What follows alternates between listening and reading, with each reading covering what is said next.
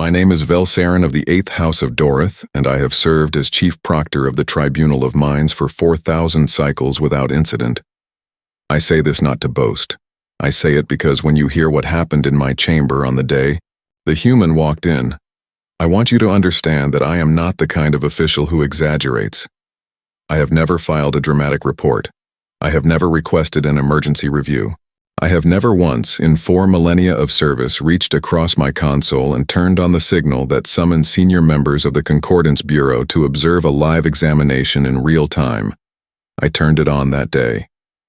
The alert came in the ESA early morning cycle, when my junior staff were still settling into their stations and the chamber itself was still warming its internal lattice. A candidate had arrived, unscheduled, which was unusual, unenhanced, which was nearly unheard of, and human, which caused my youngest assistant, a creature named Piril, who had barely completed her second molt, to actually spit her morning drink across her console. I read the file quietly. Her name was Sarah Danforth, 41 years old by her planet's calendar. She had spent the last 16 years of her life working as a nurse in a hospital on a continent her people called North America. Before that, she had studied what humans called biology, and before that, she had, according to her early records, spent 3 years caring for her younger siblings after the death of both parents. She had no neural mesh, no cognitive accelerators, no chemical memory enhancement of any recognized variety. She had not been selected by her civilization as a candidate. She had, as far as the Bureau could determine, simply applied. On her own. Through the public registration portal that technically any species in the Concordance could access, though no unsponsored candidate had used it in over 8,000 cycles. Her application form, in the field marked Reason for Applying, contained 4 words. I want to know. I heard Piril and my other assistant, a male named Doss, exchanging murmured sounds behind me, the kind of murmurs that carry bets inside them. I did not turn around. I was still reading the species attachment clipped to the back of Sarah Danforth's file, the standard first contact behavioral summary the Bureau required for all non-concordance candidates. The summary was unusual. Most species files used clean clinical language, tends toward logic, responds well to structured challenges, requires emotional regulation support in high-stress environments. The human file read more like something a worried parent had written about a child they both admired and did not entirely understand. Humans operate effectively under conditions of extreme uncertainty. They show elevated performance in crisis situations compared to controlled ones. They form attachments rapidly and use those attachments as fuel for sustained effort. They do not reliably recognize when they are supposed to stop. They have a documented tendency to reframe failure as information.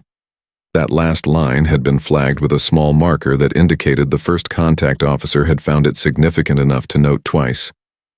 I closed the file. I straightened my observation sash. I went to meet her. She was standing in the intake corridor, which was a long, pale hallway designed to feel slightly cold and slightly too large, intended to remind candidates of their smallness before they even reached the chamber.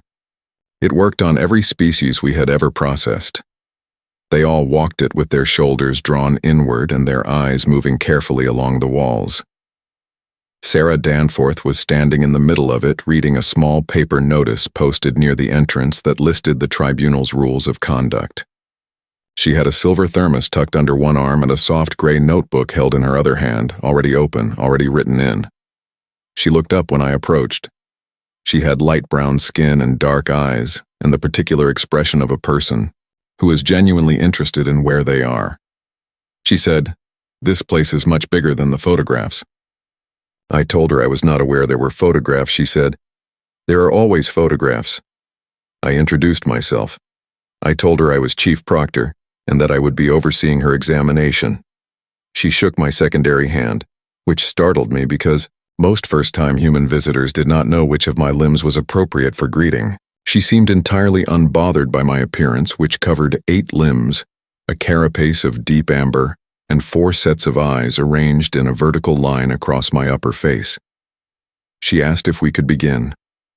I walked her through the rules the way I had walked 40,000 candidates through them before her. The Tribunal of Minds contained 9 sections. Each section tested a different architecture of sapient thought. She could attempt them in any sequence. The internal chamber clock would give her 96 subjective hours. The external clock would barely move. If she wished to stop at any point, she needed only to speak the word release and the chamber would return her immediately, safely, with no record of failure, only withdrawal. She listened. She took one small note. When I finished, she asked me one question. She did not ask about her odds. She did not ask which sections were hardest.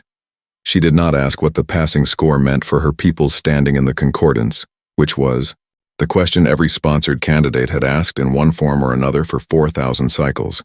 She asked, "Is there anything alive in the chamber? Any part of it that thinks?" I considered the question carefully. I told her that the chamber's evaluation lattice had something close to responsiveness, a kind of deep, slow attention that was not quite consciousness, but was also not nothing. She nodded as if this mattered to her. She said, "Then I will try to be polite to it." She walked through the door. The chamber sealed, the lattice lit. I returned to my observation station and sat down and pulled up her internal display, and Pyrrell and Doss settled in beside me with the casual posture of people expecting to spend perhaps 3 or 4 subjective hours watching a candidate struggle before calling the withdrawal. Section 1 appeared on the chamber walls. It was called the Architecture of Cause, and it presented the candidate with a chain of reasoning 40 statements long, each built upon the last, in which the foundational assumptions had been deliberately buried so deep beneath layers of apparent logic that most minds never found them. The purpose was to test whether a candidate could identify not just what was wrong with an argument, but where precisely the error had been planted, and what kind of error it was. The record for Section 1 was held by a scholar monk of the Erethean order who had trained for 60 years specifically to pass this exam.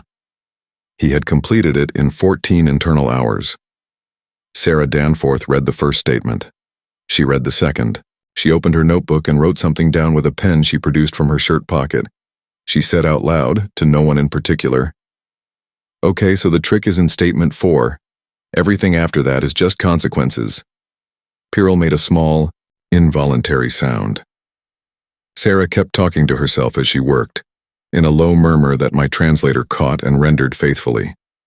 She said things like, "Right, okay, that follows," and "No, wait, that doesn't land, backtrack," and once, very quietly, "Oh, you sneaky little thing." She laughed once, a short, bright sound, at a particular turn in the argument, as if she had spotted a joke the writers hadn't known they'd made. She finished Section 1. The internal clock read, 22 minutes. I looked at the clock. I looked at the display. I looked at the green pass indicator glowing steadily across all 9 evaluation metrics for Section 1. Doss said very quietly that there must be a calibration error. I told him, also very quietly, to run the calibration. Check. He ran it. The system was functioning perfectly. Sarah Danforth was already reading Section 2. Section 2 was the logic collapse. It had been designed by a consortium of the Concordance's finest structural philosophers over a period of 2,000 cycles. It presented the candidate with a system of rules that was internally consistent in every measurable way, but that produced, when followed completely, an outcome that was morally and practically impossible. The candidate was required to identify and articulate what had gone wrong. Most candidates spent enormous effort trying to find the flaw within the rule system itself. They dissected each rule. They tested combinations. They built elaborate logical models trying to locate the precise moment the system broke. The system never broke from within. That was the point. The flaw was not inside the rules. The flaw was that the rules had been written by someone who had made a single unspoken assumption about the nature of the beings who would follow them, an assumption so fundamental that it had never been stated aloud because the writers had never imagined a mind that didn't share it. Sarah read the system. She read the outcome it produced. She was quiet for perhaps 2 minutes. Then she wrote a single paragraph in her notebook, tore the page out, and pressed it against the chamber wall where answers were recorded. The evaluation lattice considered it. The green light came on, I pulled up her answer through the back channel. I knew I should not. I read it anyway. She had written, "The rules assume that the beings following them want what the rules say they should want. Remove that assumption and the system works fine. The problem isn't the logic. The problem is that somebody forgot to ask the people involved what they actually needed." I sat with that for a long moment. Behind me, both Pirrell and Doss had gone completely still. The external clock had not moved. Not once. Not by a single fraction of a second. I reached across my console. I turned on the emergency signal. The observation board arrived in pieces. First came two junior analysts from the Bureau's Cognition Division, who took one look at Sarah's progress display and began speaking to each other in the clipped, rapid tones of people who have just realized they are in the wrong category of situation entirely. Then came a senior examiner named Rath Koval, who had overseen 12,000 candidate examinations in her career and who stood at the edge of my station for a full minute without speaking before she said very carefully that she wanted to see the calibration logs. I gave them to her. She read them. She said nothing. Sarah was already inside Section 3. Section 3 was called the grief engine.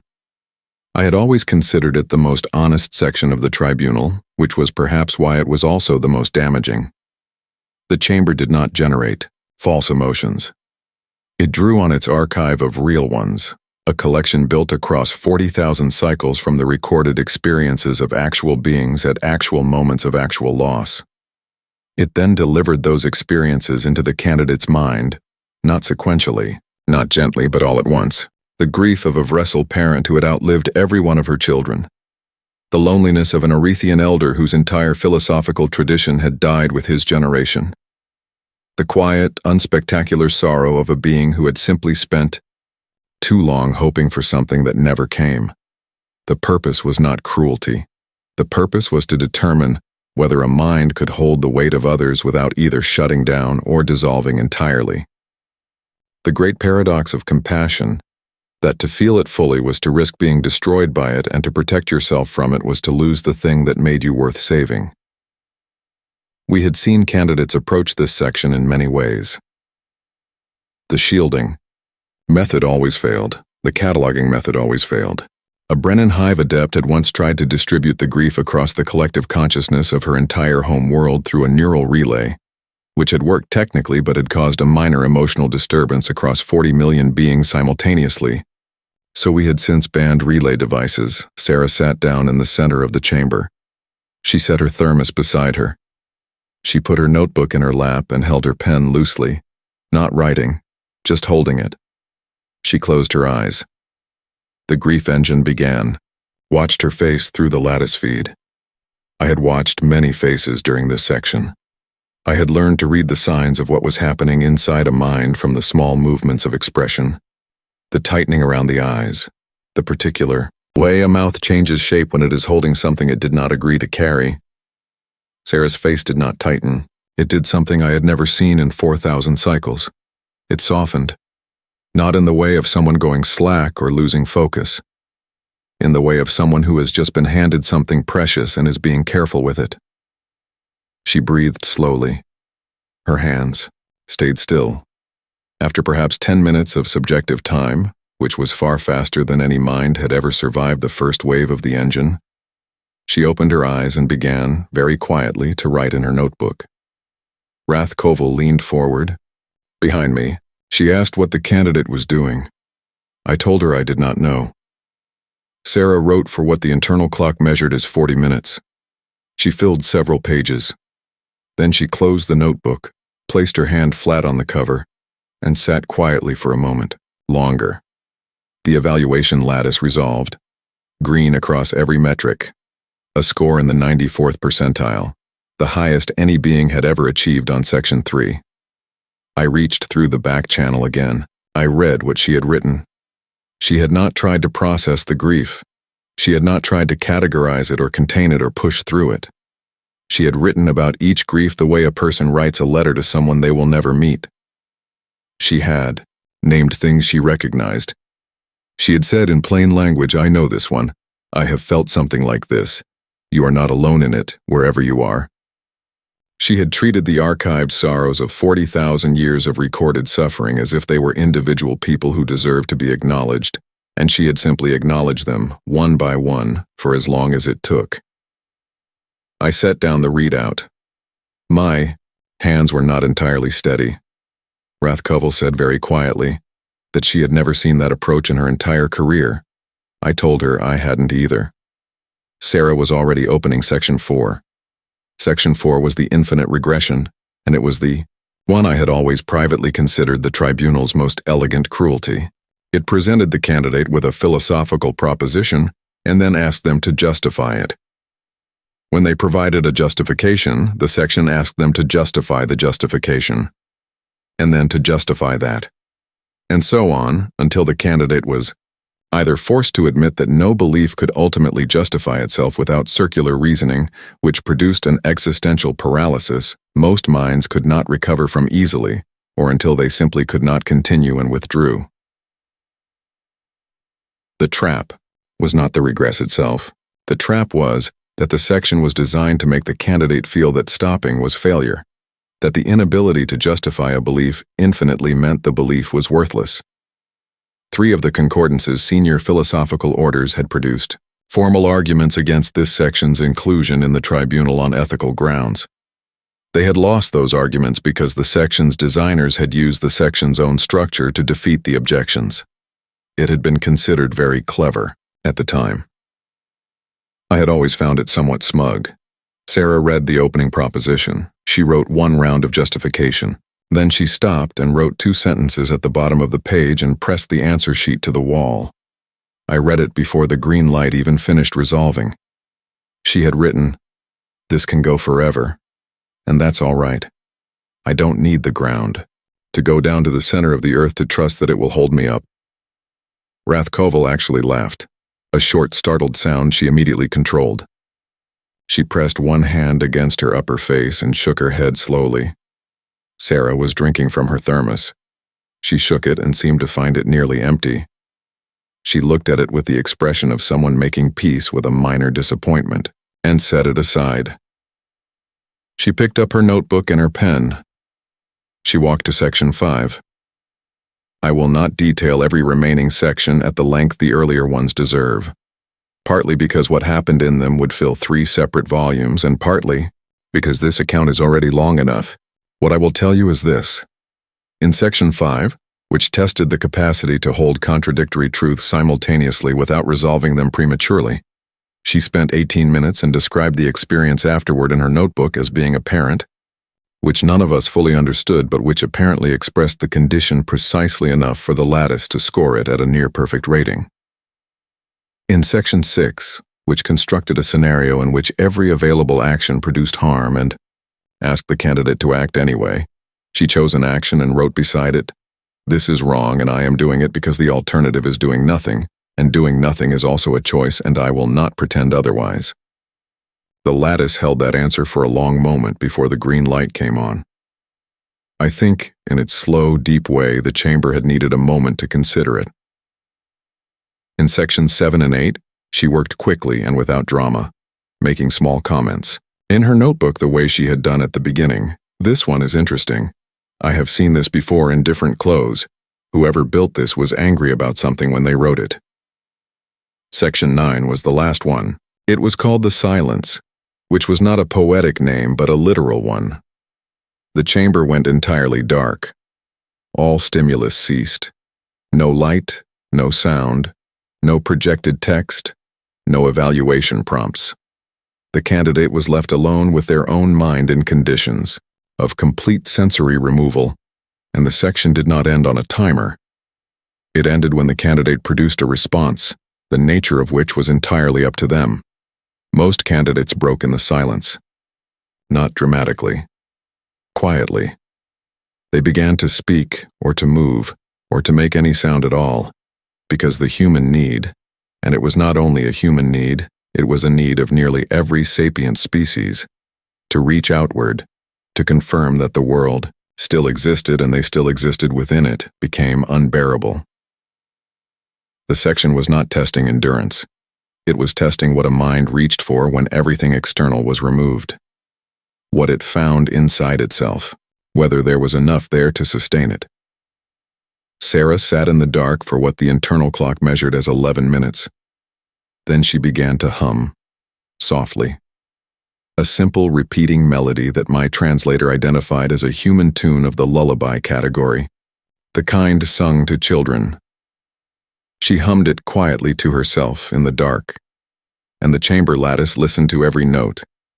And when she finished the last repetition, she said also softly and also to herself, "All right.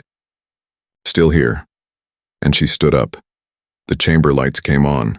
The evaluation lattice resolved across every metric, one by one, in a slow cascade of green that took nearly 20 seconds, and that the senior examiner Rathkovel watched in complete silence. The Dacker opened. Sarah Danforth walked out into the intake corridor. She was carrying her empty thermos and her full notebook. Her hair had come slightly loose from where she tied it. She looked tired in the way a person looks tired after a long day of work they believed in.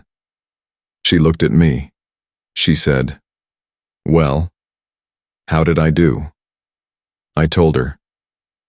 It took me a moment to find the right way to begin.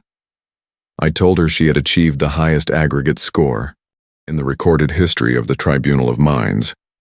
I told her she had completed all 9 sections in what amounted to, by the external clock, less than 4 seconds of real time. I told her that the Bureau was already convening an emergency session, and that her results would change the Concordance's understanding of what sapient cognition could be and possibly what the tribunal itself was actually for. She listened carefully. She nodded at each point. Then she said, "Can I ask you something?" I told her yes. She said, "The part in section 3, the grief part, did those feelings belong to real people? Real beings?" I told her they did. She was quiet for a moment. She held her notebook a little more carefully. She said, "I hope I did right by them." I told her I believed she had. She nodded. She looked down at her empty thermos. She looked back up at me and said, "I could really use a coffee." I did not know what to say to that, so I said I would see what could be arranged. And I walked her toward the Bureau's small reception area, and Pirrell ran ahead to find something appropriate. And Rathkovel walked quietly beside me and said nothing for a long time. Then Rathkovel said, "She went in to find out if she could." I said yes. Rathkovel said, "She was never trying to pass." I said, "No, I don't think she was." We walked in silence the rest of the way. Behind us, the chamber was already being reviewed by a committee of 9 analysts who would spend the next several cycles trying to understand what had happened inside it. Ahead of us, Sarah Danforth was talking to Pirrell, asking her something about the building's architecture, genuinely curious, tilting her head the way she had done at the very beginning. She had walked in wanting to know. She had walked out knowing, and the Concordance, 40,000 cycles old and certain of so many things, had to begin again from a question it had never thought to ask. What does a mind look like when nobody has told it what it cannot do? It looks like a woman with an empty thermos and a full notebook, asking a junior officer about the ceiling tiles, already thinking about what comes next.